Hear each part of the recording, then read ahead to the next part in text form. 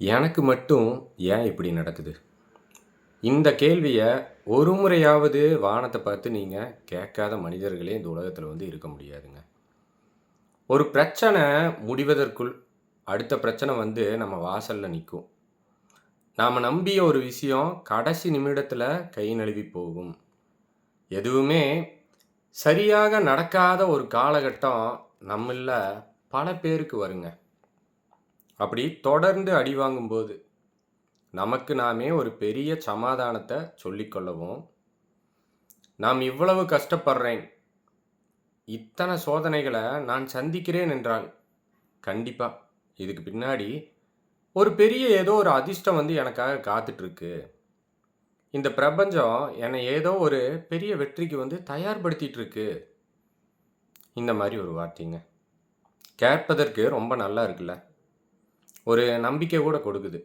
ஆனா, கொஞ்சம் கசப்பான ஒரு உண்மைய நான் சொல்லட்டுமா? அப்படி எதுவும் கிடையாதுங்க. நாம் எல்லோருமே நமக்கு தெரியாமலேயே ஒரு மாயைக்குள் வாழ்ந்து கொண்டிருக்கிறோம். அதாவது, நாம் தான் இந்த உலகத்தின் கதாநாயகன், கதாநாயகி என்ற ஒரு எண்ணம் அது. சினிமாவில் வருவது போல. இந்த கிளைமாக்ஸுக்கு முன்னாடி ஹீரோ ரொம்ப கஷ்டப்படுவாருங்க. எல்லாத்தையும் இழந்துருவாரு. ஆனா, கடைசியில பார்த்தீங்கன்னா, பெருசா ஒரு வெற்றி அடைவார். அதே போல தான் நமக்கும் நடக்கிறது அப்படின்னு ஒரு போலியான ஆறுதல நமக்கு நாமளே தேடிக்கொள்றோம். நம்மளுடைய வலியை நாமே பார்த்தீங்கன்னா, ரொமான்டிசைஸ் செய்யறோம். அதை புனிதப்படுத்துகிறோம் நம்ம.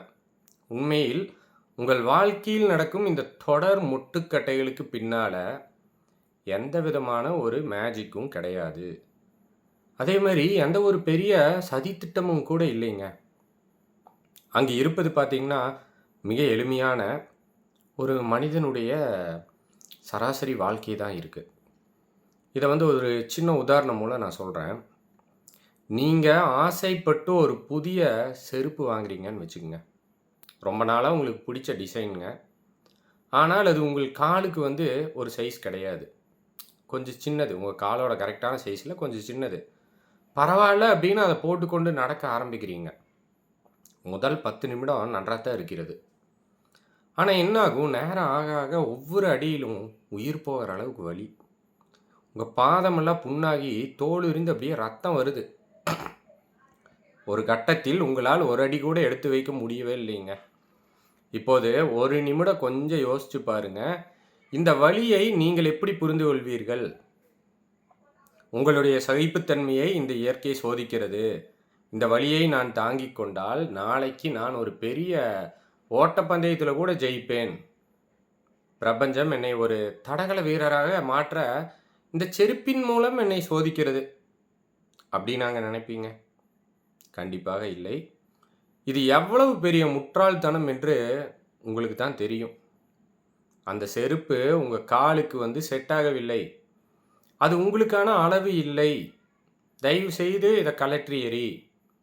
இது உனக்கானதில்லை என்று உங்கள் உடல் உங்களுக்கு தரும் ஒரு சாதாரண எச்சரிக்கை தான் அந்த வலி. நம்ம வாழ்க்கையிலயும் இதையே தான் நாம பல வருடங்களாக செய்து கொண்டிருக்கிறோம். நமக்கு கொஞ்சமும் சரிவராத ஒரு வேலை, நம்மை கொஞ்சம் கூட மதிக்காத ஒரு உறவுங்க. அல்லது நமது இயல்புக்கே சம்மந்தமில்லாத ஒரு வியாபாரம். ஏதோ ஒரு காரணத்துக்காக, ஒரு குருட்டு நம்பிக்கையில நாம அத இறுக்கமா பிடிச்சுக்கொள்றோம். அது நமக்கான இடம் இல்லை. அங்கு நாம இயல்பாக நிம்மதியாக இருக்கவே முடியாது. அதனால் ஒவ்வொரு நாளும் அங்கு ஏதோ ஒரு சங்கட்டமான நிலைமை ஏற்படும். அந்த நிலைமைய, அந்த முட்டுக்கட்டையை தான் நாம் பிரபஞ்சத்தோட சோதனை அப்படின்னு தப்பு கணக்கு போட்டுக்கிறோங்க. இந்த மாரி பண்ணியிருக்கீங்களா? யோசிச்சு பாருங்க. சரி, வலிக்குது அப்படின்னு தெரிஞ்சும் ஏன் மனிதர்கள் அந்த செருப்ப கழற்ற மறக்கிறார்கள்? வலிக்குதுங்க. ஆனா ஏன் அந்த செருப்ப கழட்ட மாட்டேங்கிறீங்க? ஏன் அந்த தவறான பாதையிலேயே பயணிக்கிறீர்கள்? இங்குதாங்க மனிதர்களுக்கே உரித்தான ஒரு மிகப்பெரிய உளவியல் பிரச்சனை உள்ள வருகிறது. ஆங்கிலத்தில் இதை சங்க் காஸ்ட் ஃபலாசி என்று சொல்வார்கள். அதாவது முதலீடு செய்த நஷ்டம் மீதான ஒரு பிடிப்புங்க. நீங்கள் முதலீடு செய்த நஷ்டம் மீதான உங்களுடைய ஒரு பிடிப்பு. ஒரு நபர் அரசு தேர்வுக்கு 7 வருடங்களாக படித்து கொண்டிருக்கிறார் என்று வைத்துக்கொள்ளலாங்க. ஒவ்வொரு வருடமும் பார்த்தீங்கன்னா அவருக்கு தோல்வி தான். அவருடைய உண்மையான திறமை வேறு எதிலோ இருக்கிறதுங்க.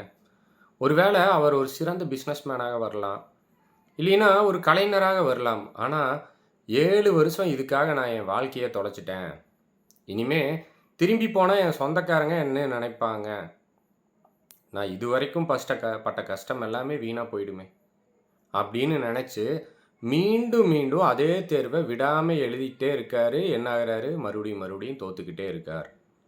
உடனே கடவுள் என்னை சோதிக்கிறார் அப்படின்னு அவர் சொல்கிறாருங்க. இல்லைங்க, கடவுள் அவரை சோதிக்கவில்லை. இது உனக்கான பாதை இல்லை, விலகிவிடு என்று இயற்கை ஒவ்வொரு முறையும் அவருக்கும் உணர்த்துகிறது. ஆனால் அவர் தான் போட்ட 7 வருட உழைப்பு வீணாகிவிடக்கூடாதே என்ற பிடிவாதத்தில் தனக்கு துளியும் சம்மந்தமில்லாத ஒரு இலக்கை துரத்திக்கிட்டே போயிட்டுருக்காரு. யோசிச்சு பாருங்க. ஒரு உறவில் கூட இதுதாங்க நடக்குது. 5 வருஷமாக ஒருத்தரை காதலிச்சிட்டேன், ஆனால் நிம்மதியே இல்லை. தினமும் சண்டை, என்னை மதிக்கவே மாட்டேங்கிறாங்க. ஆனால் 5 வருஷத்தை நான் எப்படி தூக்கி போடுறது? தெரிந்த ஒரே வழியை தேர்ந்தெடுத்து விட்டு அதை பிரபஞ்சத்தின் சோதனை என்று சொல்வது எந்த விதத்தில் நியாயம்? கொஞ்சம் யோசிங்க.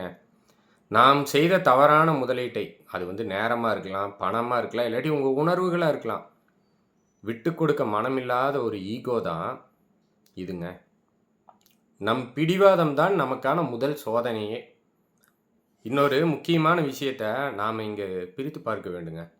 இது உண்மையிலேயே பிரபஞ்சத்தின் சோதனையா, அல்லது உங்களுடைய உடம்பின் சோர்வா? வாழ்க்கையில் அடுத்தடுத்து 2-3 தோல்விகள் வந்துவிட்டால் போதும், நாம் முதலில் இழப்பது நம்மளுடைய தூக்கத்தை தான். என்ன பண்ணுவோம்? சரியாக சாப்பிட மாட்டோம், யாரோடும் பேச மாட்டோம், தொடர்ந்து மன அழுத்தம், பதற்றம். இதனால் நம் நரம்பு மண்டலம் முற்றிலும் சோர்வடைந்து விடும். இது உயிரியல் ரீதியான ஒரு மறுக்க முடியாத உண்மை. உடம்பும் மனசும் இப்படி ஒரு அதீத சோர்வில் இருக்கும்போது எல்லாமே நமக்கு தப்பாகத்தான் தெரியும். காலையில் பைக் ஸ்டார்ட் ஆகலை அப்படின்னா என்ன சொல்லுவீங்க? பாத்தியா, எனக்கு நேரம் சரியில்லை, எல்லாமே எனக்கு எதிராக நடக்குது அப்படின்னு ஆட்டோமேட்டிக்காக புலம்புவீங்களா இல்லையா? உங்கள் மனம் புலம்பும். ஒரு சின்ன டிராஃபிக் சிக்னலில் மாட்டுவதை கூட ஏதோ இந்த பிரபஞ்சம் நமக்கு செய்யும் சதியாக மனம் உருவப்படுத்தி கொள்ளுங்க. உங்களுடைய மனம் அப்படித்தான் யோசிக்கும். ஒருவர் எந்த பிரச்சனையும் இல்லாமல் சந்தோஷமாக இருக்கும்போது பைக் ஸ்டார்ட் ஆகவில்லை என்றால் என்ன செய்வார்? என்னங்க பண்ணுவீங்க? உடனே தெரிஞ்சவன் தெரியாதவன் இல்லாட்டி ஒரு மெக்கானிக்கை கூப்பிடுவார், அவ்வளோதாங்க. ஆனால் அதே நீங்கள் மனச்சோர்வில் இருக்கும்போது அது ஒரு பெரிய பிரபஞ்ச தாக்குதலாக தெரிகிறது. அப்போ மட்டும் பிரபஞ்சத்து மேலே பழிய போட்டுருவீங்க. ஆகவே நாம் அனுபவிக்கும் பல சோதனைகள் உண்மையில் சோதனைகளே அல்ல. அது நம் வாழ்க்கை முறையால், தூக்கமின்மையால், தொடர் அழுத்தத்தால், இந்த மாதிரி காரணங்களால் ஏற்படும் மூளையின் ஒரு எதிர்வினைங்க. உங்கள் உடலுக்கு ஓய்வு கொடுங்கள். சில நாட்கள் எந்த முடிவும் எடுக்காமல் முற்றிலும் அமைதியாக இருங்கள். பாதி சோதனைகள் மாயமாக மறந்து போவதை நீங்களே பார்ப்பீர்கள். சரி, இதையெல்லாம் தாண்டி நிஜமாகவே சில தடைகள் வரும். நாம் சரியாகத்தான் எல்லாம் செய்வோம், ஆனாலும் அந்த காரியம் கைகூடாது. அதை நம்ம எப்படி புரிந்து கொள்வது? உண்மையில் இயற்கை உங்களை ஒரு ஹீரோவாகவோ சரித்திரத்தில் இடம்பெறச் செய்யவோ இப்படி முட்டுக்கட்டைகளை போடவில்லைங்க. புரிஞ்சுக்குங்க. இது ஒரு திசை மாற்றம்.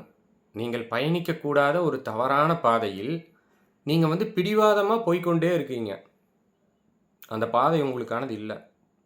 நீங்கள் தான் அதை பிடிச்சி தொங்குறீங்க, அதை விட மாட்டேங்கிறீங்க. அதனால அங்கிருந்து உங்களை வலுக்கட்டாயமாக திருப்பிவிட நடக்கும் முயற்சிகள் தான் உங்களுக்கு சோதனையாக தெரிகின்றன. இப்போ கிளியராக இருக்குன்னு நினைக்கிறேன். ஒரு ரயில்வே ஸ்டேஷனில் நிற்கிறீங்க. நீங்கள் ஏற வேண்டிய ரயில் முன்னாடியே போயிருச்சுங்க. இப்போது அவசரமாக வேறு ஒரு ரயிலில் ஏறி உட்கார்ந்து விடுகிறீங்க. நீங்கள் உள்ளே போனதும் உங்களுக்கு இடம் கூட கிடைக்கலைங்க. இந்த டிக்கெட் செக்கர் வந்து அபராதம் விதிக்கிறார் உங்ககிட்ட. உங்களை யாரோ வந்து தள்ளி விடுகிறார்கள். என்னாகும்? ஏன் எனக்கு மட்டும் இந்த ரயிலில் இவ்வளவு சோதனை என்று நீங்கள் அழுவதில் அர்த்தமே இல்லை. ஏன்னா நீங்க ஏறி இருப்பதே தவறான ரயில். வாழ்க்கை சில நேரங்களில் கதவுகளை முகத்திற்கு நேராக ஓங்கிச் சாத்தும். நாம் அந்த மூடிய கதவை பார்த்து முட்டிக்கொண்டும் அழுது கொண்டும் என்னை ஏன் இப்படி வஞ்சித்து விட்டாய் அப்படின்னு கேட்டுக்கொண்டுமே தான் இருப்போம். ஆனால் நீங்கள் அந்த அறையிலேயே இருக்கக்கூடாது என்பதற்காகத்தான், அங்கிருந்து நீங்கள் வெளியேற வேண்டும் என்பதற்காகத்தான் அந்த கதவு வந்து சாத்தப்பட்டிருக்கிறது அப்படிங்கிறத நீங்கள் முதல்ல உணரணும். ஆனால் நம்ம என்ன பண்ணுறோம்? அதை உணர்வதே இல்லை. மூடிய கதவின் மீதமுறுக்கும் கோபத்தில் நமக்காக பின்னால் திறந்திருக்கும் ஜன்னலை வந்து நாம் திரும்பி பார்க்கவே மாட்டோங்க. நாம் விரும்பிய வேலை கிடைக்கவில்லை அப்படின்னா ஐயோ போச்சே அப்படின்னு அழுகிறோம். ஆனால் அந்த வேலையில் சேர்ந்திருந்தால் உங்கள் நிம்மதி மொத்தமாக போயிருக்கலாம். உங்களுடைய சுதந்திரம் வந்து மொத்தமாக பறிபோயிருக்கலாம். அதிலிருந்து உங்களை வந்து காப்பாற்றவே அந்த வாய்ப்பு வந்து உங்களுக்கு மறுக்கப்படுகிறது. இதை வந்து நாம் அந்த தருணத்தில் புரிந்து கொள்வதில்லை. இது உண்மையா இல்லையா? எல்லாத்துக்கும் நடந்திருக்கு. உண்மையை சொல்லுங்கள். பல வருடங்கள் கழித்து திரும்பி பார்க்கும்போது தான் நல்ல வேலை அன்னைக்கு எனக்கு அந்த வேலை கிடைக்கல, இல்லைன்னா என் வாழ்க்கை நாசமாக போயிருக்கும் அப்படின்னு நாமே சொல்வோங்க. அப்போது அந்த முட்டுக்கட்டை வந்து ஒரு சோதனையா?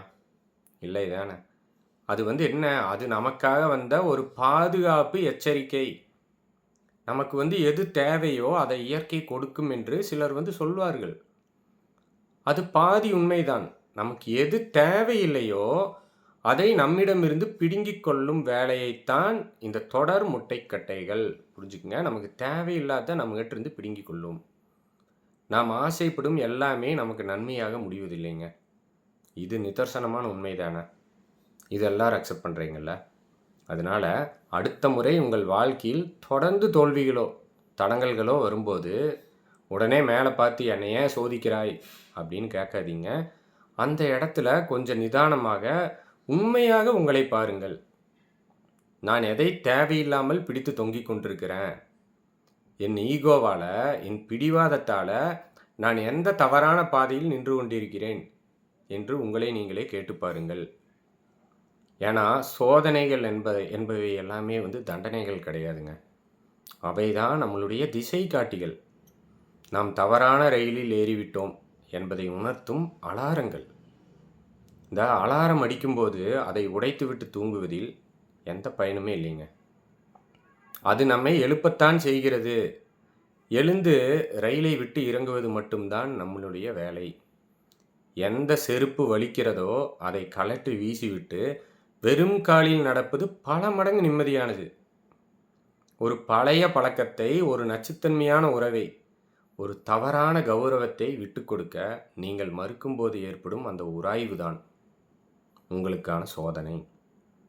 நீங்கள் எப்போது அதை பிடித்து தொடங்குவதை, சரிங்க, அதை எப்போது பிடிச்சு தொங்கிட்டே இருக்கிறத, அதுதான் வேணும்ட்டு அடம்பிடிக்கிறத நிறுத்துறீங்களோ, எப்போது இது எனக்கானது இல்லை அப்படின்னு உண்மையை வந்து ஏற்றுக்கொள்கிறீர்களோ, அன்னைக்கே பார்த்தீங்கன்னா அந்த சோதனைகள் எல்லாம் ஒரு முடிவுக்கு வந்துவிடும். இதெல்லாம் நடந்ததுக்கு அப்புறம் வாழ்க்கை வந்து பூக்களால் நிரம்பிய பாதையாக மாறிவிடும் என்று நான் பொய் சொல்ல மாட்டேங்க. ஆனால் தேவையில்லாத காயங்கள் வந்து உங்களுக்கு இருக்காது. நீங்கள் நடக்கும் பாதை உங்களுக்கானதாக இருக்கும். அங்கு ஏற்படும் சாதாரண வழிகளை கூட நீங்கள் புன்னகையோடு கடந்து செல்வீர்கள்ங்க. ஏனென்றால் அப்போது நீங்கள் பிரபஞ்சத்திடம் போராடி கொண்டிருக்க மாட்டீர்கள். உங்களோடு நீங்கள் சமாதானமாகி இருப்பீர்கள். நண்பர்களே, இவ்வளோ நேரம் நான் சொன்னது உங்களுக்கு ஏதாவது கொஞ்சமாச்சும் புரிஞ்சிருக்குன்னு நினைக்கிறேன். இது புரிஞ்சிருந்துச்சுன்னா, இந்த வீடியோ உங்களுக்கு பிடிச்சிருந்துச்சுன்னா ஒரு லைக் பண்ணுங்கள், மறக்காமல் கமெண்ட் பண்ணுங்கள், நம்ம சேனலை சப்ஸ்கிரைப் பண்ணிக்கோங்க. இதே மாதிரியான பலதரப்பட்ட நல்ல வீடியோக்களோடு நான் உங்களை மீண்டும் சந்திக்கிறேன். நன்றி, வணக்கம்.